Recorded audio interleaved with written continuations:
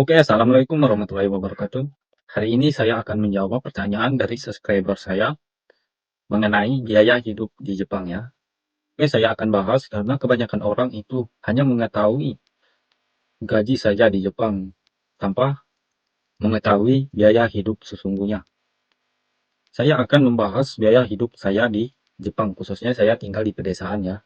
Nanti saya akan bahas juga untuk biaya hidup yang tinggal di kota, karena ada beberapa teman saya yang tinggalnya di kota. Oke, saya akan bahas untuk biaya pribadi saya dulu.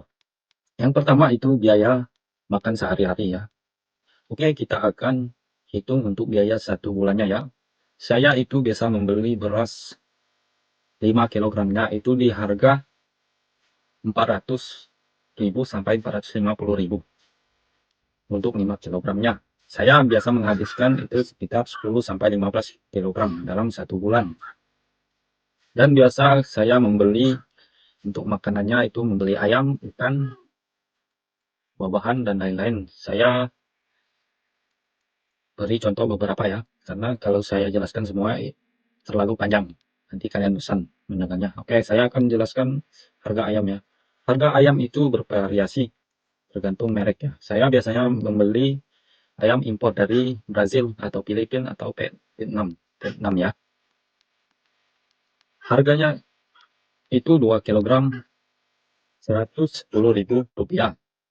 Sedangkan untuk produk asli Jepang lebih mahal. Mungkin 1 kilogramnya bisa sampai 100.000. Dan telur biasa saya beli yang kotakan itu berisi 10 butir ya. 10 butir harganya 35.000 sampai 45.000. Jadi saya totalkan semuanya dalam satu bulan saya menghabiskan sekitar 3 sampai 5 juta rupiah untuk konsumsi makan ya. Tetapi saya lebih hemat dikarenakan saya bisa tanam sendiri untuk sayuran karena saya disediain bos saya lahan agar bisa ditanam sendiri. Jadi lebih hemat. Terkadang saya tidak membeli untuk sayuran ya. Dan untuk biaya rokok, konsumsi rokoknya saya menghabiskan sekitar 1,3 juta dalam satu bulan. Jadi hitung saja sekitar 5 sampai 7 juta dalam satu bulannya ya. Dan saya akan membahas sewa rumah, baik itu listrik, air, wifi, dan lain-lain. Jadi saya untuk sewa rumahnya sudah termasuk listrik, air, wifi, potongan pajak pendapatan itu totalnya 2 juta sampai 2.200.000 rupiah dalam satu bulannya. Jadi jumlah keseluruhan itu bisa mencapai 8 sampai 9 juta dalam satu bulannya ya. Kadang kalau hemat cuma 7 juta, tapi kebanyakan 8 sampai 9 juta.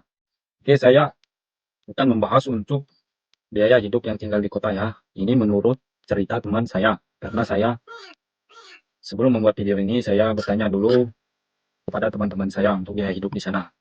Karena saya tinggal di pedesaan tidak tahu berapa biaya pastinya di kota.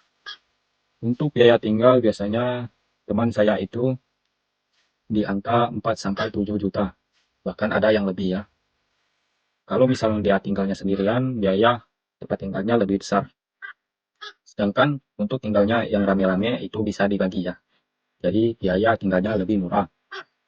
Tetapi untuk biaya kebutuhan makan sehari-hari mereka cukup besar ya.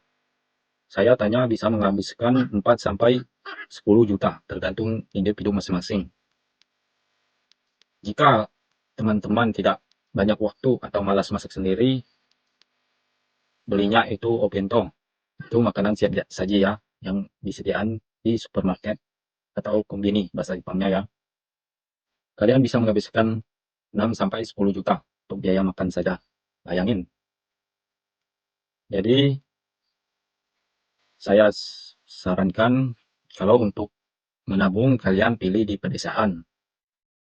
Tetapi minusnya di pedesaan itu mau kemana kita ingin pergi itu susah ya transportasinya. Memang mau ke halte bis itu jauh. Mau ke tempat perbelanjaan sangat jauh. Jadi setiap kali saya ingin berbelanja, saya mengajak bos saya. Kita tidak bisa seenaknya atau seinginnya kita ingin berbelanja, pastinya untuk waktu dijadwalkan ya. Seperti saya itu satu bulannya maksimal bisa 4 kali berbelanja. Dan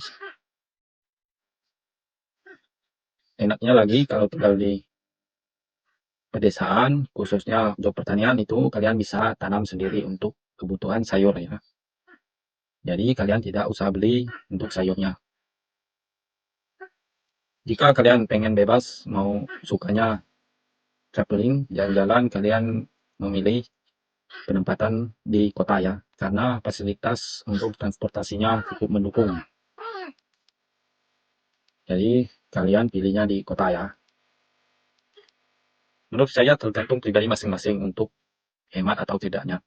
Jika kalian orangnya bisa hemat,